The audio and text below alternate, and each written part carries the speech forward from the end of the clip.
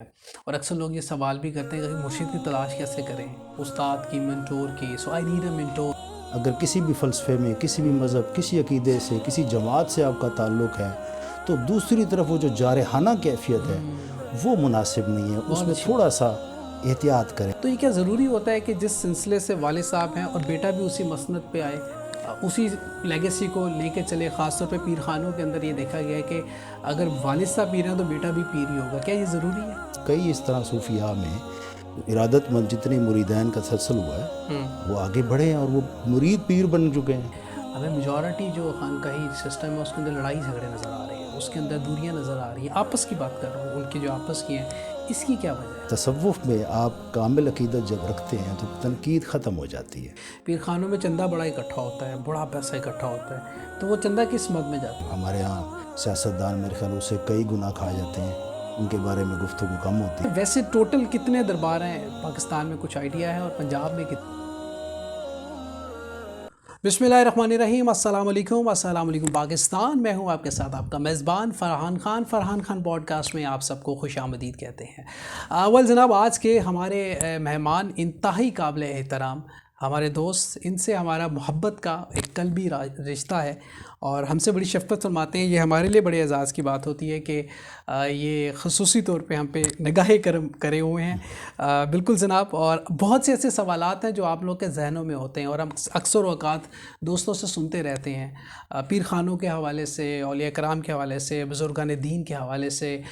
ایسے بہت سے سوال جو ہم سے لوگ پوچھتے ہیں، تو ہم نے سوچا کہ آج اپنے پوڈ کاسٹ میں اسپیشلی انوائٹ کریں ہمارے بہت ہی خوبصورت نفیس دوست پیر خواجہ محمود الدین فریدی، صوفی چیئرمین صوفی مجلس عمل. سر السلام علیکم، کیسے ہیں حضور آپ؟ الحمدللہ خیریت سے ہیں؟ اللہ کا شکر ہے. آپ خیریت سے ہیں؟ اللہ پاک کی بے پناہ عنایات ہیں. بہت بہت شکریہ آپ کا. آپ کو بہت بہت شکریہ، آپ نے بلایا اس پروگرام کے لیے اور بہت ساری دعائیں آپ کے اس پروگرام کے لیے. سر بہت مہربانی، عنایت آپ کی. اچھا، پیر خانے میں پیدا ہونا یہ ایک اعزاز کی بات ہے، ایک مشکل کام ہے، ایک ذمہ داری والا کام ہے؟ تینوں چیزیں ہیں. اچھا. اعزاز کی بات بھی ہے اور یہ اگر اس کو ذمہ داری سمجھیں تو ایک مشکل کام بھی ہے، کیونکہ لوگوں کی جو ایکسیپٹیشنز ہوتی ہیں، امیدیں ہوتی ہیں، اس پہ پورا اترنا ایک مشکل کام ہے کسی بھی فیلڈ میں آپ ہیں. تو یہ جو ہمارا خانقاہی نظام ہے، اس میں کسی شخصیت کا اس طرح سے پرفارم کرنا ہے پوری ذمہ داری کے ساتھ کہ کسی کے ساتھ زیادتی نہ ہو، خدمت خلق کو اپنا شعار بنائیں اور لوگوں کے مسائل حل کریں، جو کہ نفسیاتی بھی ہوتے ہیں، ان کے ذاتی بھی ہوتے ہیں، اخلاقی بھی مسائل ہوتے ہیں. تو پوری ایک ہماری خانقاہ جو ہے ایک پورا درس ہوتا ہے پورا، جس کو ہم سمجھتے ہیں کہ ہم عام آدمی تک پہنچ سکیں. تو یہ مشکل تو ہوتا ہے، مشکل ہے مشکل اور ذمہ داری والا کام. ذمہ داری. اچھا یہ بتائیے کہ اکثر لوگ، آپ کا چونکہ گھرانہ، آپ کے والد صاحب بھی ایک سلسلے سے آپ چلے آ رہے ہیں، تو یہ کیا ضروری ہوتا ہے کہ جس سلسلے سے والد صاحب ہیں اور بیٹا بھی اسی مسند پہ آئے، اسی لیگیسی کو لے کے چلے؟ خاص طور پہ پیر خانوں کے اندر یہ دیکھا گیا ہے کہ اگر والد صاحب پیر ہیں تو بیٹا بھی پیر ہی ہوگا. کیا یہ ضروری ہے؟ اصل میں جو خانقاہی نظام ہے اس کی بنیاد طریقت پہ ہے. ٹھیک ہے. طریقت سے مراد یہ ہے کہ جس طریقے پہ آپ کے بزرگ تھے اسی طریقے کو لے کے آپ لوگ چلیں کنٹینیوسلی. مطلب ایک جیسے خانقاہی نظام، ایک بزرگ خواجہ فرید ہوئے ہیں یا بابا فرید ہوئے ہیں، انہوں نے ایک فلسفہ دیا، اسی فلسفے کو لے کے اس کا جانشین آگے تسلسل کے ساتھ اس کو چلاتا ہے. ٹھیک ہے. یہ ہے طریقت. ٹھیک ہے. اگر وہ طریقت اس میں موجود ہے تو جانشینی تو ضروری ہے. کسی بھی ادارے کو یا کسی بھی جگہ کو چلانے کے لیے اس میں اس کی مہارت کا ہونا ضروری ہے. جو یہ جانشینی ہوتی ہے مہارت کا کام ہے. بالکل ٹھیک ہے. اگر میں نے اپنے والد صاحب کو جو دیکھا، جس طرح سے وہ لوگوں سے پیش آتے تھے، ان کو لنگر کھلاتے تھے، ان کو بٹھاتے تھے، ان کا خیال رکھتے تھے، اسی طریقت کو اسی طریقے سے جو میں کر رہا ہوں تو میں بھی جانشین ہوں. اور یہ ضروری بھی نہیں ہے. اگر میں نہیں ہوں تو کوئی اور اس کام میں مہارت رکھتا ہو جو اس کام کو چلا سکے تسلسل کے ساتھ، تو وہ طریقت میں وہ جانشین ہو جائے گا. جانشینی بنیادی طور پہ صوفیاء کے اس تسلسل کا نام ہے جو وہ نظریہ چھوڑ کے گئے. بالکل ٹھیک ہے. بالکل. اچھا سر یہ بتائیے کہ ہمارا جو خانقاہی نظام ہے، ہمارے اولیاء کرام، بزرگان دین، ہماری جو یہ سارا ایک سلسلہ دیکھتے ہیں، اس کے اندر ہمیں ہر طرف محبت نظر آتی ہے، پیار نظر آتا ہے، لوگوں کے دکھ درد سننا اور ان کے دکھ درد کو دور کرنا نظر آتا ہے. چاشنی نظر آتی ہے، مطلب آپ کو بڑا مزہ آتا ہے کہ آپ جب کسی ولی کی، کسی بزرگ کی، کسی اولیاء اللہ کو پڑھتے ہیں، ان کی نسبت میں بیٹھتے ہیں. پھر کیا ہوا کہ ہمارے خانقاہی نظام کے اندر ہمیں کیوں ہی نظر آتا ہے کہ ہمیں میجورٹی جو خانقاہی سسٹم ہے اس کے اندر لڑائی جھگڑے نظر آ رہے ہیں، اس کے اندر دوریاں نظر آ رہی ہیں. آپس کی بات کر رہا ہوں، ان کی جو آپس کی ہیں، اس کی کیا وجہ ہے؟ یہ اصل میں بات یہ ہے کہ لوگوں نے جس طرح سے خانقاہی نظام کو دیکھا اور ایک جانشین کو جس طرح سے اپنے گرد گرد دیکھا، اس کی شہرت کو دیکھا، اور بیسیکلی ایک جانشینی، گدی نشینی بن گئی. ٹھیک ہے. گدی نشینی کے بعد وہ ایک شہنشاہی کا ایک روپ دھار گئی. ٹھیک ہے. اور وہ جو شخصیت پرستی کا ایک جو فینومینا ہے ہمارے یہاں، اچھا. وہ جب سرایت کرتا ہے تو مخالفتیں اور لڑائیاں، اور یہ میری جگہ ہے، یہ اس کی جگہ ہے. پھر اس چیز کی بنیاد نے ہمارے خانقاہی نظام میں کچھ جگہوں پہ متنازع کیا ہے، جہاں شخصیت پرستی آ گئی. ہاں، جہاں پہ فلسفہ چل رہا ہے بزرگوں کا، وہاں پہ پھر ایسی چیزیں نہیں ہیں. تو یہ بہرحال یہ ایسی چیزیں آئی ہیں جہاں پہ پیسے کی روانی بھی، فراوانی بھی ہوتی ہے، اور جانشینی کے مسائل لوگوں میں ہوتے ہیں. اکثر ہم نے دیکھا ہے جہاں شخصیت پرستی آپ ایک حد تک آگے لے جاتے ہیں. شخصیت پرستی کو کیسے ڈیفائن کرتے ہیں؟ شخصیت پرستی کہ آپ جب کسی کے ساتھ محبت رکھتے ہیں، عقیدت رکھتے ہیں، تو اس کا جو بنیاد ہے وہ اللہ اور اللہ کا رسول ہے.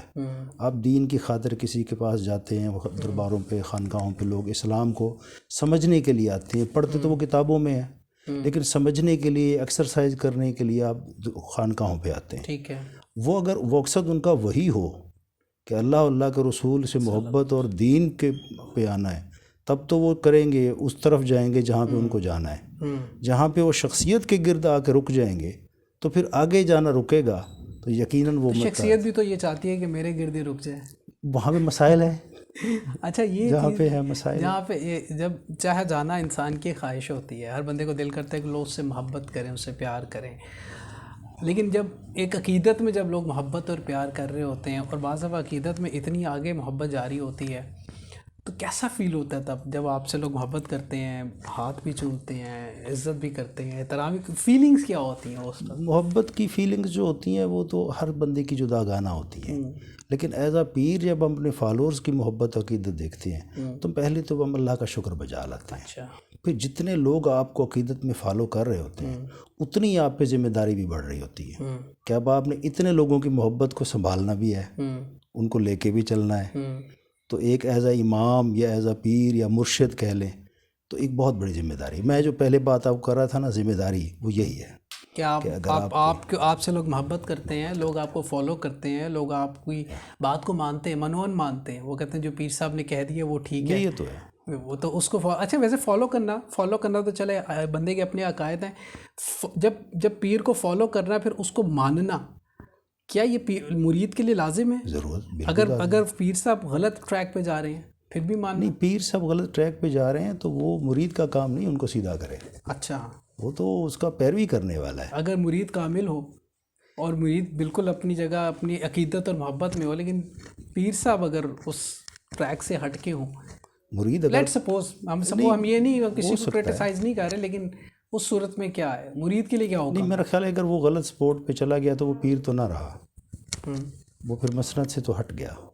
اس کا فوکس اور اس کی توجہ اگر کسی اور غیر اللہ کی طرف چلی گئی ہے تو وہ پیر تو نہ رہا. پھر اس کی تقلید کامل مرشد کو تو نہیں کرنی چاہیے. اور مرید کو کیا کرنا ہوگا؟ وہ تو کسی اور طرف اپنی توجہ کرے. اور مرید کا عشق ہے، محبت ہے پیر صاحب. پھر یہ نہ سوچے کہ وہ غلط ٹریک پر جا رہے ہیں. یعنی کہ وہ اس کو اس کی عقیدت اور محبت کا صلہ ملے گا. دیکھیں، بات یہ ہے کہ محبت کا یہ ہے ڈیفینیشن ہمارے ہاں کہ آپ کو برا نہ لگے تو وہ محبت ہوتی ہے. اور کامل محبت کا یہ ہوتا ہے کہ اس میں تنقید سے وہ پیچھے ہٹ جاتی ہے. ٹھیک ہے. اور تصوف میں آپ کامل عقیدت جب رکھتے ہیں تو تنقید ختم ہو جاتی ہے. جب وہ مرشد کا ارادہ کرتا ہے تو اس کے اندر وہ ارادت میں تنقید ہوتی نہیں ہے. ٹھیک ہے. محبت ہی محبت ہوتی ہے. سراپائی جمال اپنے پیر کو دیکھتا ہے. اس میں سوال نہیں ہے. وہ سوال نہیں ہوتا. سوال نہیں، سرخم تسلیم ہے. سرخم تسلیم. اور وہ اس مخفی چیزوں کو اور ان چیزوں کو وہ سمجھتا نہیں ہے، تنقید نہیں کرتا. وہ کہتا ہے جیسے مرشد نے کہا ہے میرے لیے بہتر ہے، جو وہ کہہ رہے ہیں میں کروں گا. اور اس میں اللہ تعالیٰ اس کو برکت بھی دیتا ہے. اور کئی اس طرح صوفیاء میں ارادت مند جتنے مریدین کا سلسل ہوا ہے وہ آگے بڑھے ہیں اور وہ مرید پیر بن چکے ہیں. اچھا. ایسا ایک سلسلہ چلا آ رہا ہے.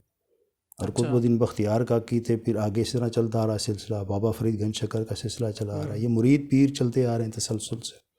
سو جس نے جتنا فیض حاصل کیا پھر وہ اتنا ہی فیض آگے سے بانٹ رہا ہے.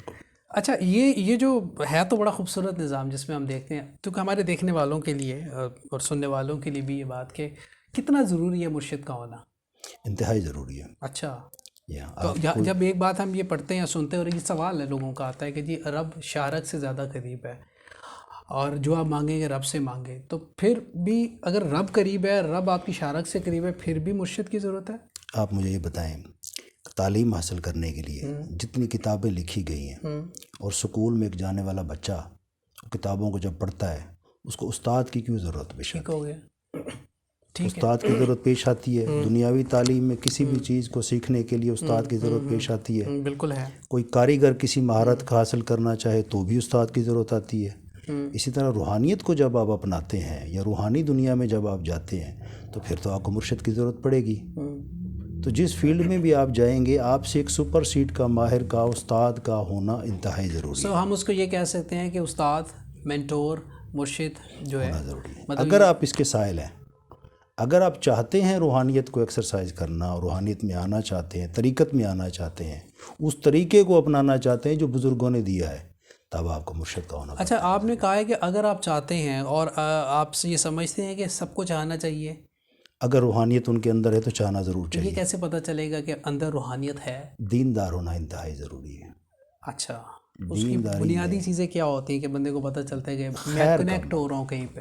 ہاں، وہ ہر انسان کے اندر اللہ نے خیر کا مادہ رکھا ہے. ٹھیک ہے. اس کے اندر ایک ویزیبل انویزیبل چیزیں روحانیت ہے.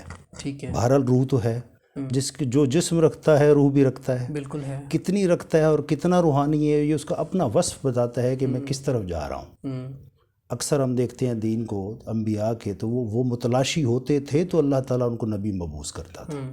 قرآن میں آتا ہے کہ نبی جو تھے کہ ہم نے آپ کو اپنی طرف مشتاق پایا تو ہم نے آپ کو عطا کیا. ذرا ابراہیم اٹھتے تھے کہ یہ سورج میرے لیے لگتا ہے کہ رب ہے، لیکن جب غروب ہو جاتا تھا کہتے تھے نہیں یہ رب نہیں ہے. تو وہ جو ان کے اندر روحانی کیفیت متلاشی تھی، اسی نے پھر آپ کو مرشد بھی عطا کرنا ہے، مرشد کا طریقت بھی سکھانا ہے.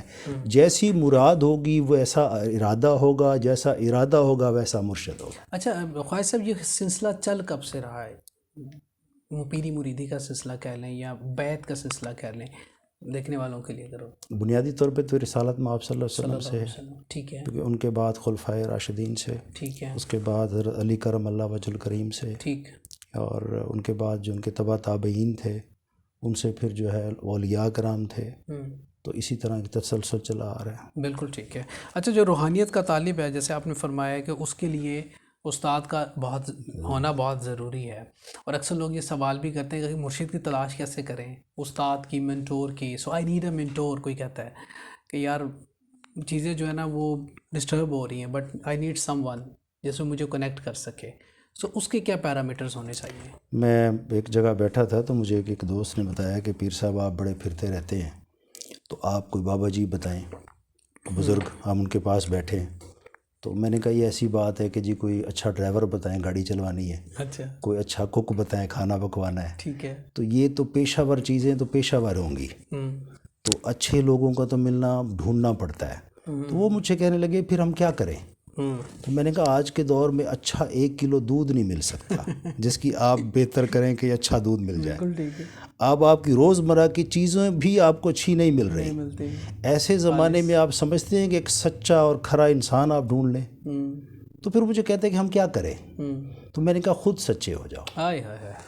آپ خود اچھے ہو جائیں.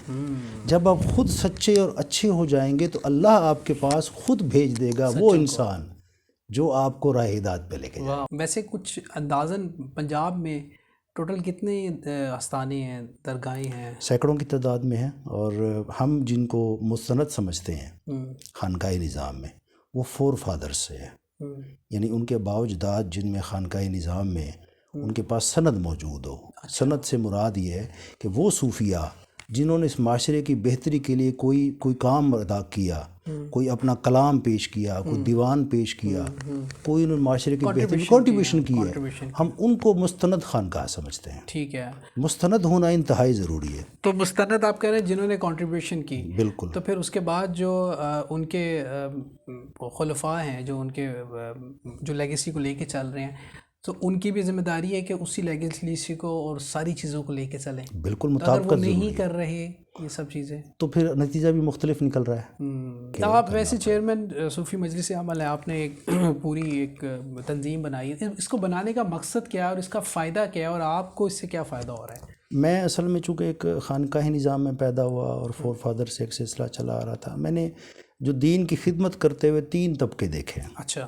ایک وہ جو صوفیاء کی جماعت میں ہے, ٹھیک ہے, جو کلام لکھ رہے ہیں, صوفیاء کا امن کا پیغام بھجوا رہے ہیں, قوالیوں میں سنتے ہیں, وہ صوفیاء ہیں پیور. ٹھیک ہے. ایک طبقہ وہ ہے جس کا خاص ایک اہل بیت کا ایک مجلس کا ایک ہے, ان کا فلسفہ تاریخ کا ایک سلسلہ چل رہا ہے. وہ مجالس کرتے تھے اور بڑے کمال ان کے سلسلے اور ایک محبت اہل بیت سے. ایک میں نے وہ طبقہ دیکھا, ٹھیک ہے, مجلس کر رہا ہے, مجلس پہ مجلس کر رہا ہے.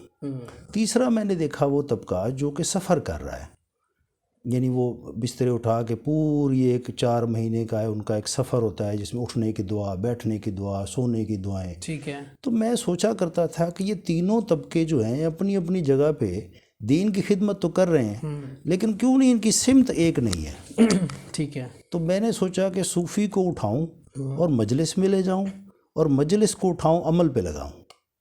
تو صوفی مجلس عمل کے پیچھے فلسفہ یہ تھا کہ صوفی جو اپنی خانقاہ میں بیٹھا ہے اس کو مجلس میں لے جاؤں, اور مجلس میں پورے لوگ اکٹھے کر کے ان کا عمل پہ لگاؤں. یعنی وہ عمل جس کا فلسفہ صوفیانہ ہو اور جس کا انداز مجلس والا ہو. واو, زبردست. تو یہ میرا تو فلسفہ. کیسا رہا یہ آپ کا ایکسپیرینس, اور اس میں پریشانی بہت آئی, اس میں مسائل بہت آئے, کیونکہ عقائد کے مسائل ہمارے ہاں جو ہیں وہ انتہا پسندی کو چھو چکے ہیں. اچھا. اب کسی بھی معاشرے میں آپ دیکھیں جس کا جہاں عقیدہ ہے, آپ اس عقیدے کو چھیڑ نہیں سکتے, نہیں چھیڑ سکتے, اس کو آپ بائی فورس کہیں پہ لا نہیں سکتے. ہر بندے کے سیاسی ہو گیا, معاشرتی ہو گیا, مذہبی ہو گیا, اپنے اپنے عقائد میں وہ اتنا انتہا پسند ہو چکا ہے کہ نئی چیز پلانٹ کرنا بڑا مشکل تھا. میں نے انہی میں سے کچھ لوگوں کو ڈھونڈا, کچھ لوگ گئے, کچھ لوگ آئے. ابھی بھی ہم اس اسٹرگل میں لگے ہوئے ہیں کہ کہیں صوفی ڈھونڈیں, کہیں کو مجلس کا لوگ بندہ ڈھونڈیں اور کچھ عمل پہ لگائے, لیکن بہرحال کوشش جائے. ویسے ٹوٹل کتنے دربار ہیں پاکستان میں, کچھ آئیڈیا ہے, اور پنجاب میں کتنے؟ کوئی 11 سے 1200 تک دربار ہیں پنجاب میں, جو اوقاف سے مجھے اوقاف میں رجسٹرڈ ہیں, اور اس میں سے کچھ ایسے ہیں جو غیر مستند بھی ہیں, کچھ ایسی ہیں جن کی تاریخ نہیں ملتی لیکن چونکہ خانقاہ موجود ہے, جس میں سے ایسے لوگ جن کی تاریخ ملتی ہو, خانقاہ موجود ہو, وہ کوئی 700-800-900 کے لگ بھگ پنجاب میں ہیں. اچھا. غیر مستند سے کیا؟ غیر مستند سے مراد ہے کہ دربار موجود ہے لیکن اس کا پیچھے سلسلہ کسی کتابی شکل میں کوئی اس کی سند نہیں ملتی. بہرحال وہ جیسے ٹھڈے شاہ ہے یا کوئی ایسا شاہ بن گیا ہے, وہ دربار ہے تو ہم اس کا نہیں جان سکتے. اچھا. اسے بہرحال چل رہا ہے. ایسے ہمارے بہت سے میرے جرنلسٹ کمیونٹی کے دوستوں نے کچھ درباروں کو ایکسپوز کیا ہے. میں انفارچونیٹلی, یہ پچھلے دنوں ایک سٹوری آئی تھی کہ اس میں کافی عرصے سے وہ لوگ اس دربار میں آ رہے ہیں, چڑھاوے بھی چڑھ رہے ہیں, عرس بھی ہو رہا ہے. تو جب انہوں نے دیکھا تو کسی نے گرینڈ آپریشن کیا تو دربار خالی تھا. یہ ایسا ہے. میں یہ چاہتا ہوں کہ میڈیا میں آپ ایسی درباروں کو بالکل ہائی لائٹ کریں, آپ کا حق ہے, لیکن کیا خرچ ہے کہ آپ صحیح چیزوں کو بھی ہائی لائٹ کریں. ایز اے میڈیا پہ بیٹھے ہوئے لوگ برابر کیوں نہیں دکھاتے؟ اگر آپ کسی ڈبہ پیر کو دکھا رہے ہیں تو وہ عرس دکھاتے ہیں, فیسٹیول دکھاتے ہیں, ان کا فلسفہ نہیں بتاتے. یہ ضرور بتا رہے ہوتے ہیں کہ یہ بابا جی فلاں تویز لکھ رہا تھا, ہم نے پکڑا گیا, فلاں چیز کر رہا تھا, پوری ڈیٹیل بتاتے ہیں, کیمرے دکھاتے ہیں, لیکن صوفیاء کا نہیں بتاتے کہ وہ اصل لوگ جو تھے وہ کس طریقے سے چلے تھے, تاکہ عام کاری جو ہے یا عام دیکھنے والا جو ہے وہ اس کی پہچان کر سکے کہ صحیح چیز کیا ہے, غلط چیز کیا ہے. بالکل بالکل ٹھیک ہے, ہونا چاہیے. عرس پہ تو آپ قوالیاں شوالیاں دکھا دیتے ہیں, اس فلسفے کو بھی تو دکھائیں. اچھا خواجہ صاحب, ایک سوال اکثر ہم سے بھی لوگ پوچھتے ہیں, آپ سے بھی پوچھتے ہوں گے, پیر خانوں میں چندہ بڑا اکٹھا ہوتا ہے, بڑا پیسہ اکٹھا ہوتا ہے, تو وہ چندہ کس مد میں جاتا ہے, کدھر استعمال ہوتا ہے؟ فلاحی کام بھی ہوتے ہیں. جی, فلاحی کام بھی ہوتے ہیں. اچھا. آج ہمارے یہاں خانقاہوں پہ جس طرح لوگ آتے ہیں, ان کو پینے کا صاف پانی نہیں مل رہا ہوتا, کھانے کو کھانا نہیں مل رہا ہوتا, رہائش ہو, وہاں مدارس جو چل رہے ہیں ان کو چلانے کے لیے چندے ہوتے ہیں. اور ہمارے ہاں سیاستدان میرے خیال اس سے کئی گنا کھا جاتے ہیں، ان کے بارے میں گفتگو کم ہوتی ہے، لیکن جو ہم اچھے کام کر کے ہم لوگوں سے لے رہے ہوتے ہیں ان کی بھی گفتگو زیادہ ہوتی ہے. تو میرے خیال یہ مناسب نہیں ہے. ہاں اگر کوئی ایسی غلط چیز کہیں پہ ہو بھی رہی ہے تو اس کو ہائی لائٹ کریں، سارے فلسفے کو آپ خراب نہ سمجھیں، کلی طور پہ آپ چیزوں کلی طور پہ چیزوں کو آپ یعنی لیبل نہ لگا دیں. ہاں اگر کوئی کہیں پہ کچھ چیز ہے تو انتظامی معاملہ ضرور ہو سکتا ہے، لیکن انتظامی معاملے پہ آپ فلسفے پہ خرابی پیدا نہ کریں. دیکھیں قرآن میں آتا ہے کہ حضرت عیسیٰ علیہ السلام سے پوچھا جائے گا کہ بھئی آپ نے کہا تھا کہ مجھے اللہ کا بیٹا مانو، تو اللہ عیسیٰ علیہ السلام کہیں گے کہ میں وہ بات کیوں کروں جس پہ میں قدرت نہیں رکھتا. یعنی لوگ جس طرح سے پریزنٹ کر لیتے ہیں، صوفیاء نے ایسا کچھ نہیں کہا. جنہوں نے جس فلسفے کو جس طرح سے مانا ان کا قصور ہے. اگر عیسیٰ علیہ السلام کو عیسائیوں نے اللہ کا بیٹا بنایا تو عیسیٰ علیہ السلام کا قصور نہیں ہے، وہ ان عیسائیوں کا قصور ہے کہ اس فلسفے کو نہیں سمجھے کہ یہ اللہ کے نبی ہیں. دل تو کرے آپ سے گفتگو کرتے رہیں، ہم ہمیشہ جیسے کہتے ہیں آپ سے سیکھنے کو بڑا کچھ ملتا ہے، اور یہ پوڈ کاسٹ بھی ایک نالج ہے لوگوں کے لیے بھی کہ بہت سے سوالات جو ہیں ابھی بہت سے سوالات ادھورے ہیں. انشاءاللہ ہم آپ کو مزید اس میں زحمت دیں گے اور آپ کے ساتھ گفتگو کریں گے. کوئی پیغام دینا چاہیں گے ہمارے دیکھنے والوں کے لیے؟ کچھ بس یہ ہے کہ تھوڑا سا معاشرتی طور پہ میں سمجھتا ہوں جو برداشت نہیں ہے لوگوں کے اندر، ایک دوسرے کو اسپیس دیں، ایک دوسرے کو برداشت کرنے کی کوشش کریں، تھوڑا سا ایک دوسرے کو سن لیں. حرج کوئی نہیں ہے. اگر کسی بھی فلسفے میں، کسی بھی مذہب، کسی عقیدے سے، کسی جماعت سے آپ کا تعلق ہے تو دوسری طرف وہ جو جارحانہ کیفیت ہے وہ مناسب نہیں ہے. اس میں تھوڑا سا احتیاط کریں، وقت دیں، تھوڑا دیکھیں. ایک دم سے کسی پہ کوئی الزام یا اس طرح کی جان تراشیاں نہیں ہونی چاہیے. اس سے ہماری اخلاقی تربیت بالکل کھائی میں گزرتی جا رہی ہے. اور سوشل میڈیا کا اس میں تو زیادہ رول ہے، اور ایسا میڈیم جب موجود ہو تو احتیاط ضروری ہے. تو میری یہ پیغام ہوگا کہ ذرا تھوڑا سا صبر کرنا چاہیے، ایک دوسرے کو اسپیس دینی چاہیے، اچھی بات کو زیادہ سے زیادہ پھیلائیں. بری چیزوں کا جو اشتہار بازی ہے وہ مناسب نہیں ہے. بالکل ٹھیک ہے.